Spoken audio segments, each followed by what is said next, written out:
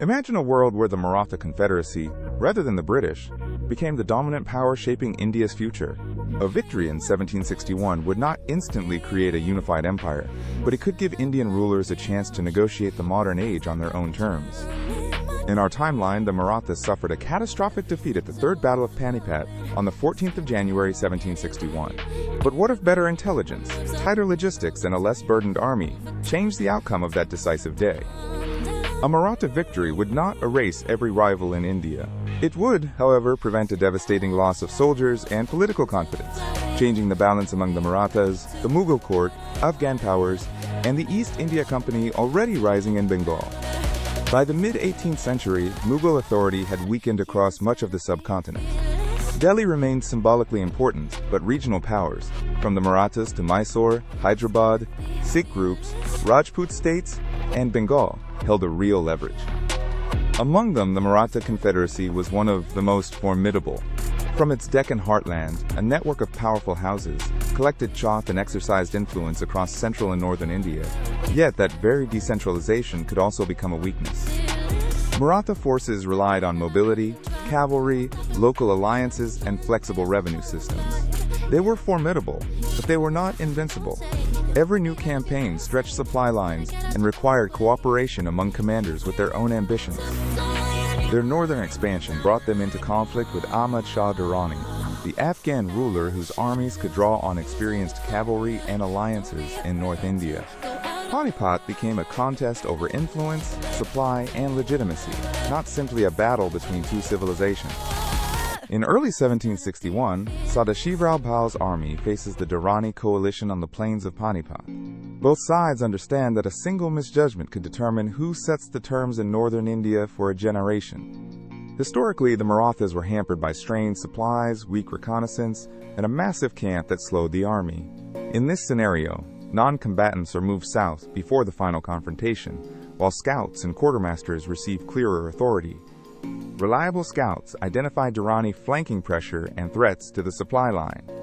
Bhal's commanders used that intelligence to anchor their artillery, protect water access, and keep cavalry reserves from being committed too early. The revised plan does not make the army invulnerable. It simply gives exhausted troops food, water, and a coherent chain of command, the difference between panic and endurance during a long day of fighting. After hours of grinding combat, Maratha artillery and reserve cavalry exploit a gap in the Durrani line. The victory is costly and incomplete, but it forces Ahmad Shah Durrani to withdraw north rather than dictate the settlement at Delhi. News of the Maratha victory travels quickly. It does not destroy Afghan power, but it ends the immediate Durrani bid to dominate northern India and restores Maratha bargaining power across the region. In Delhi, the Mughal court survives as a source of legitimacy while Maratha commanders exercise greater practical influence. The arrangement is deliberately indirect. Authority is shared, contested, and constantly renegotiated. To the East India Company has already gained a powerful foothold in Bengal after Plassey. A stronger Maratha position does not make the company vanish, but it forces company officials to reassess any expansion into central and northern India. Victory also exposes a political problem. The Confederacy's leading houses, the Peshwa, Holkars, Shindes, Gaekwads, and Bhonsles, still expect influence and revenue. Winning Panipat gives them more to divide, as well as more to defend. The alternate path, therefore, turns on administration. A new council coordinates revenue, road security, diplomacy, and military contributions, while regional rulers retain substantial autonomy. It is a federation held together by bargaining rather than a modern nation-state.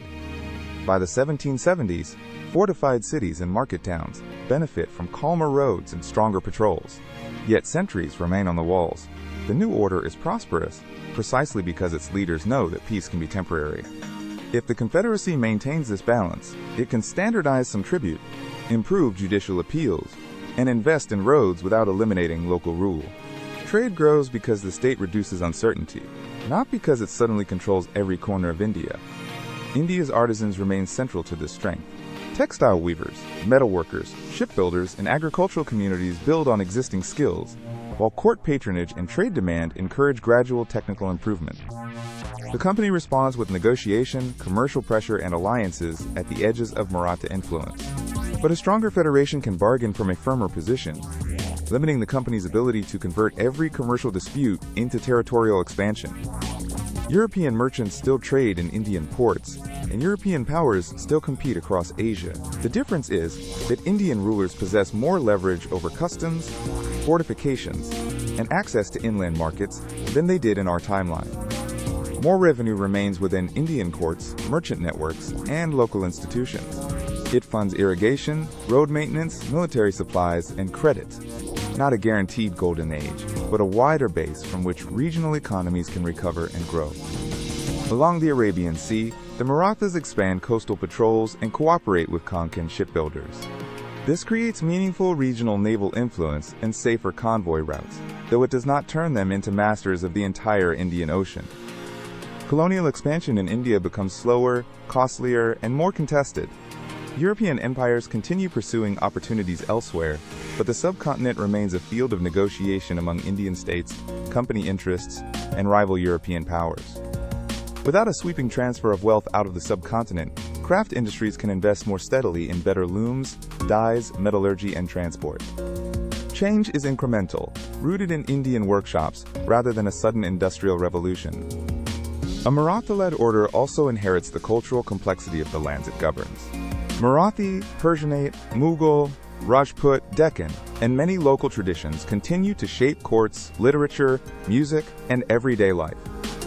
The result is not an invulnerable empire, but a harder target for outside control, a confederacy with stronger finances, better routes, and more reason for its elites to cooperate when foreign pressure rises. By the early 19th century, this Maratha-led India could stand as a major regional power, wealthy, well-connected, and increasingly assertive. Its transformation would be gradual, however, shaped by the same fiscal limits, rivalries, and technological constraints faced by every state of the age. Its government would remain a negotiation between central policy and regional power. Officials can coordinate taxes and public works, but local rulers, merchants, and communities still shape how those policies work on the ground. Domestic wealth could finance canals, irrigation, roads, ports, and expanded craft production. These investments lay foundations for later change, without assuming that India experiences a full factory-based industrial revolution overnight. Across Asia, the Federation seeks commercial and diplomatic ties with Persia, Central Asia, Southeast Asia, and China. Its influence is strongest around its own trade routes, adding weight to South and Central Asian diplomacy rather than commanding all of Asia. The cultural outcome is equally mixed. Maratha institutions sit beside inherited Mughal administrative practices and many regional traditions. A shared political identity grows, but it never removes the languages, faiths, and local loyalties that make India diverse. Schools, observatories, libraries, and workshops gain from sustained patronage and trade contacts. Scholars exchange ideas with Persian, Central Asian, and European visitors, adapting mathematics, medicine, astronomy, and engineering to local needs. Europe would remain powerful, and imperial competition would not disappear. Yet a more resilient India could contribute to a more balanced regional order, making conquest more difficult and diplomacy more necessary across the Indian Ocean and Central Asia. For communities facing colonial pressure, the example would matter, not as proof that resistance always wins, but as evidence that local alliances, finance, and administration can shape the choices available to powerful outsiders. Whether this order could adapt to the industrial century that followed remains an open question. But it would enter that era as a sovereign power, divided at times yet self-directed, negotiating with Britain and the wider world on terms it helped set. Every empire has a story history forgot. This has been Historic's Vault. More are coming. Subscribe so you don't miss the next one.